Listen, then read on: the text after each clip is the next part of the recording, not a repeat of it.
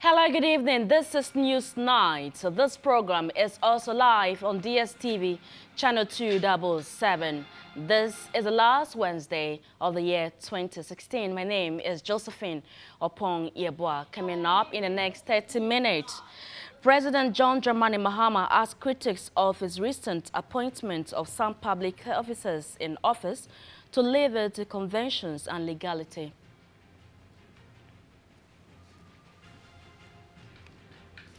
President-elect Nana Addo Akufo-Addo says his government will put effort in place to ensure that metropolitan, municipal and district chief executives are elected by 2018.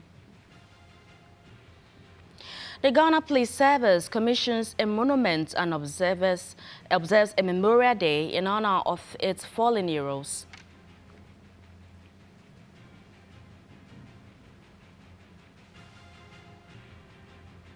A section of teacher trainees across the country picket at the Ministry of Education to demand their unpaid feeding grants.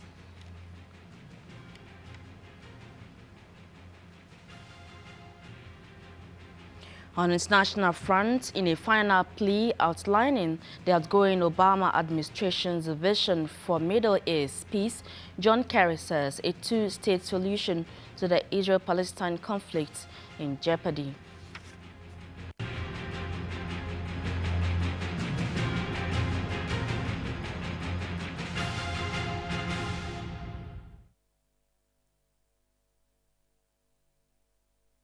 Thank you for your time on News Night. In our first story, President John Dramani Mahama has called on critics of his recent appointment of some public officers in office to leave it to convention and legality. He made the call when he was praised for his show of his high level of tolerance, commitment to peace, and his statesmanship in the matured manner he conceded defeat to the newly elected President Nana Addo Akufo-Addo in the just-ended election. These statements were made when a delegation from the Catholic Bishops' Conference paid a courtesy call on the president. Political tensions in the country prior to the December 7th presidential and parliamentary elections saw a number of organizations appealing for cool heads to prevail, especially after the announcement of the winner of the polls. The Catholic Bishops' Conference was one of such faith-based organizations that called for tolerance before, during, and after the elections. On Wednesday, a delegation from the Catholic Bishop Conference called on President Mahama at the Flagstaff House. Your friendly disposition towards all and your calmness, even in taking criticisms which were not justified, have given us great courage and also admiration. In his welcome address, President Mahama thanked all Ghanaians for working to see the country go through a successful election. I inherited a peaceful and stable nation from my predecessor, and I'm happy to hand over a peaceful and stable nation to my successor. And I believe that Ghana, our nation, is bigger than any personality. Leaders will come and go, but our nation will continue to survive. For the president-elect, President Mahama wished him well and asked Ghanaians to support the new government in developing the country. I therefore ask all of us to give our utmost support to the new government in order that it succeeds, because in its success, it would bring prosperity to all of Ghanaians, notwithstanding our ethnic or political affiliations. On criticisms on his appointment of some public officers in office, President Mahama said it must be left to conventions and legality. Of course, our democracy is evolving, and so there are some constitutional issues that definitely have come up as to whether a president still remains a president after he's lost an election until the day of inauguration. And I believe that convention would answer those questions, or legality might answer those questions. But whatever we agree to do, we set the pace for the future. The bishops offered prayers for the nation, newly elected president, and President Mahama, even as he draws to a new phase in his political career. From the Flagstaff House for Metro News, Frank Nyunato, Accra. President John Dramani Mahama has described police officers who lost their lives in the line of duty as heroes who dedicated their lives to the service of the country and mankind. The president was speaking at the commissioning of a monument and observations of a Memorial Day where 15 policemen were remembered at the Tesano National Police Training School here in Accra.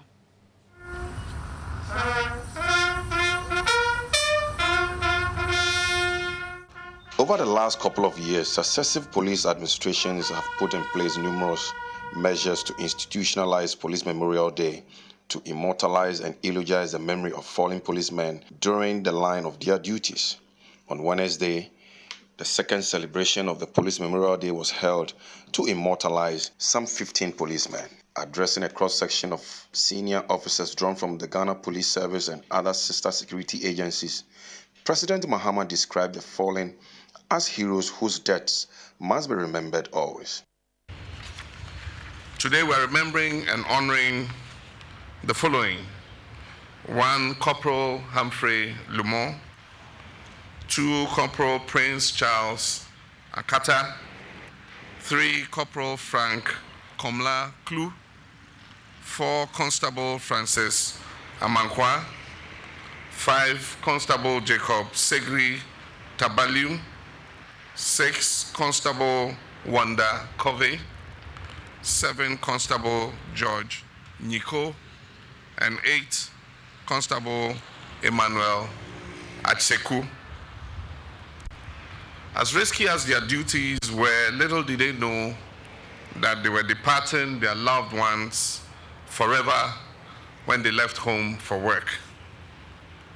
They risked their lives for our safety and paid the ultimate price. At Wednesday's memorial, President Mahama said it is not just enough in celebrating the fallen policemen as heroes by engraving their memories, but equally important that government continues to invest in the service for them to provide security. As president, I have remained committed to ensuring that the security of our beloved nation is safeguarded in order to promote investment and economic development. Ghana today is a very safe, secure, stable, hospitable, investor-friendly, and tourism-friendly country. The peace and security we enjoy, together with our widely acknowledged democratic credentials, have made Ghana the envy of many nations on our continent. Inspector General of Police used the occasion to call on his men to continue to discharge their duties professionally to all persons irrespective of their social status. It has always been my conviction that there's no greater call in life than when a man or woman lays down his or her life in the service of others so that others may live a fulfilled life. Accompanied by some senior police officers, President Mahama unveiled the plaque before lighting the perpetual flame. Wreaths were also laid in memory of the departed police officers, with special acknowledgement to Superintendent Salif Dagati for his display of extreme commitment to duty, utmost loyalty and bravery when he helped avert the assassination of Ghana's first president, Dr. Kwame Nkrumah, at the Christianborg Castle. Frank Nyunato, Metro News, Accra. Away from that story, President-elect Nana Dankwa Akufo-Addo, on his thank you tour of the Western region, has assured chiefs and people of that region that his campaign pledge to create a new region in the West would definitely be fulfilled.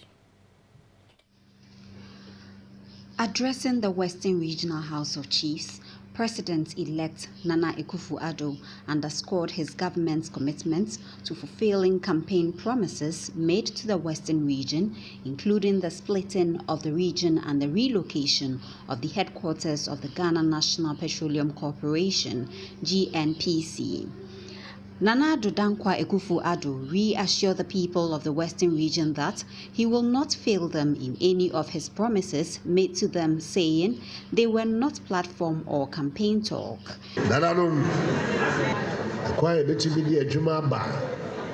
One district, one factory is going to happen live.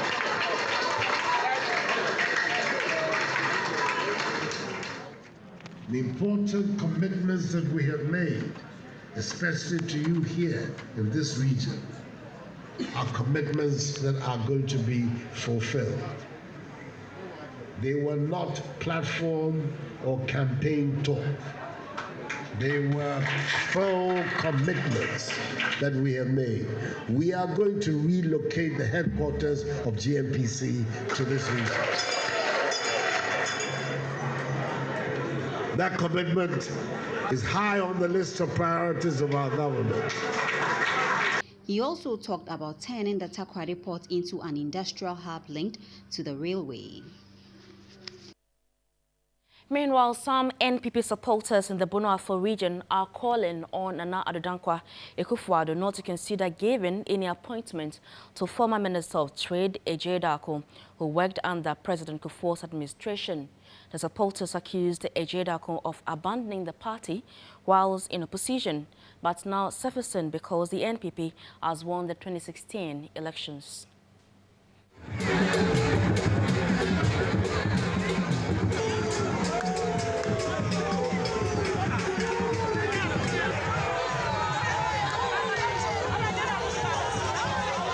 Supporters of the party hooted at the former minister, forcing the security personnel to escort him out during the president-elect's thank you tour in the region. The former trade minister and member of parliament, Osunyani, on the ticket of the NPP, was accused of campaigning against the party's flag bearer, Nana Dankwa Akufo-Addo, ahead of the elections. Those who spoke off camera said Ejay Darko is not a good leader and must not be appointed to any position in Nana Dankwa Akufo-Addo's government.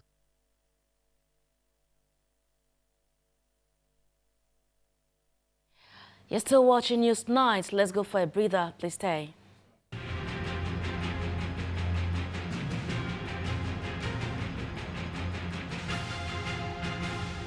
Thank you for your time on News Night with me, Josephine Oppong-Yeboah. In other news, President-elect Nana Dankwa Akufo-Addo, as part of his thank you tour of the Central region, has hinted that his government will put efforts in place to ensure that metropolitan, municipal and district chief executives are elected by 2018. Nana was addressing the Central Regional House of Chiefs in Cape Coast as part of his thank you tour after winning the 2016 general elections. Addressing the chiefs and people of the region, the president-elect Nana Akufo-Addo, who was on a thank you tour in the Central region, categorically stated that his government after the 7th of January 2017 will put efforts in place to ensure that metropolitan, municipal and district chief executives are elected. My government is going to do to improve the welfare of the fishing community around the globe. And the other commitment, one district, one factory. The allocation of $1 billion to every constituency every year. Those things are already being worked on as we speak now. The president-elect took the opportunity to assure the chiefs that he will involve them in managing the economy and commended the people of the region for voting massively for his party. President of the Central Regional House of Chiefs and the Omanhin of Gomoa Ejumakon, Oppong-Yeboah Krampa, appealed to the president-elect to give ministerial positions to some members of parliament from the region. He also assured the president-elect of his support. Away from that story, and back here in Accra, the police on Wednesday scattered a planned picketing by teacher trainees over the unpaid feeding grant. The association said government has refused to pay feeding grant to students after the scrapping of the teacher trainees. The planned picketing by the teacher trainees at the Ministry of Education was to protest government's refusal to pay feeding grants to them after scrapping the teacher trainees' allowance. Speaking to Metro News, spokesperson of the association, Abi Shadrach, said despite being cleared by the audit service for their salaries to be paid, the Finance Ministry is delaying payments. On several occasions, we have engaged government that if you say you are going to feed us, as you come out to say, then please absorb the impact of the feeding grant. That is the amount we pay for semester, absorb it so that we don't even feel the impact on our bills. The feeding grant is a policy by this current government, and by law, they are not out of office because we have seen several appointments. We have seen increments going the way of the National Service Scheme. Then we have seen arrears being paid to even black queens. We have seen nurses taking their monies on tabletops and all that. Why can't teacher trainees also get hours? Unfortunately, their plan couldn't come on as personnel of the Ghana Police thronged the premises of the Education Ministry to disperse them for not seeking permission. I find it a bit weird because if we had seen the numbers, like a great multitude, that is where maybe you see that our number is very scary, and so we will need some of these permissions. But where even the executives cannot go in to ask questions, well, I find it a bit weird, but what can we do? At least we have the media attending to us, and I believe that wherever they are also watching us. Leadership of the association say they will not delay in serving notice to the police to ensure that the non-payment of the allowance is addressed before the exit of the incumbent government. Business news follows shortly after this breather. Please stay.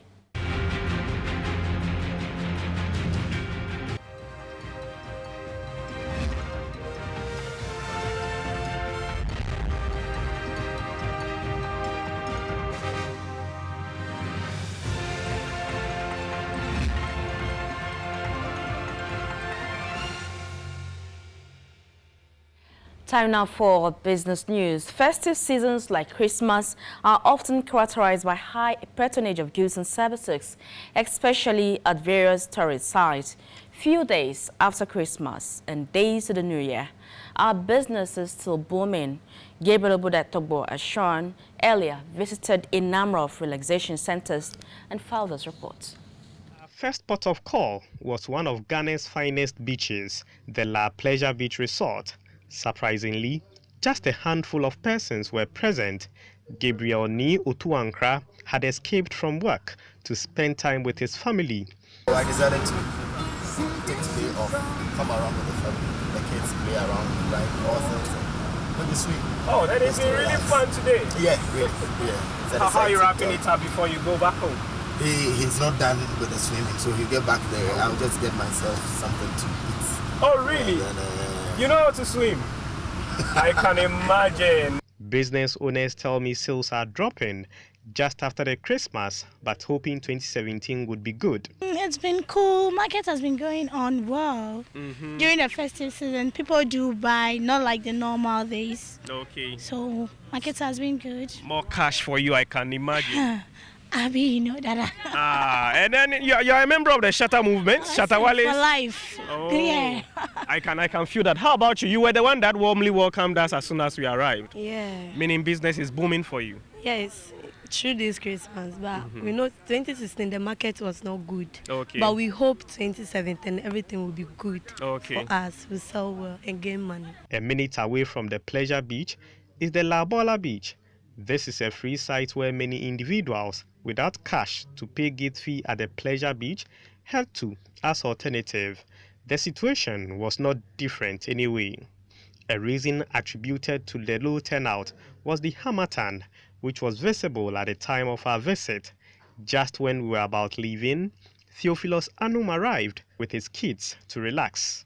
It's been a very long time I took them here, Okay. And today they were like, I should take them out and have some fun. So we just went to visit our grandpa, and I decided to bring them here to just have a feel of the breeze and also reflect, have a chat with them concerning their school and what they want to become in life. Visits to Laramat and Yosumo also revealed very low turnout. We encountered a different scene at the Papaya fast food joint. Friends and couples had turned up to place orders and have good time. Obviously, business was good, as the branch manager, Michael Bauer, sought to explain. Generally not bad, it's good. I can say God has been so merciful to us, and it is good. You know, this is a fast chain food business. No matter what be the situation, human beings, you have to eat. It was a mixed bag with seeming disappointments for some business owners. But with 2017 in clear view, they prayed for situation to turn around for their good. For Metro News, Gabriel Obodai Togboashon reporting. Away from that story, the Sunyani Technical University has admitted its first batch of more than 1,500 students. Speaking at the ceremony, the Vice-Chancellor, Professor Kwejo Adinkra Appiah, said technical education can provide the key to the unemployment problem facing lots of people in Ghana. Unemployment and underemployment are huge and growing Ghana problems in Ghana. But the Vice-Chancellor of the Sunyani Technical University, Professor Kwejo Adinkra Appiah, says this ought not to be the case in a country like Ghana that has a wealth of existing and aspiring entrepreneurs. Addressing the matriculation ceremony, Professor Adinkra Appiah said graduates of technical universities can be helped not only to employ themselves but create jobs as well. He said the Sunyani Technical University is poised to play its role in equipping graduates with the skills to set up small and medium enterprises. You cannot train people just with the theory and they cannot marry it with practicals. So that is exactly what we are doing here in Sunyani Technical University. We give you the theory and we blend it with the practicals so that as soon as you finish, you'll be able to be employed in industry directly because you have the skills to work. But if you come for the theory and you go out and you cannot practice it, it becomes a problem. The industry will have to spend more money to train you on the practicals. He said technical education today is not for those who are academically weak, as most of the people still think, since it forms the basis for the development of all countries.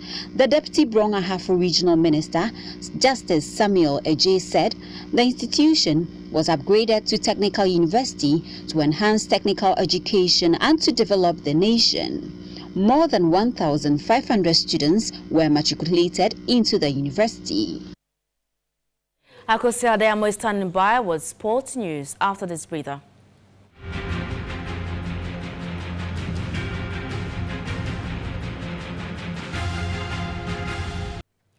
Thank you, Akosia. Time now for news across our borders.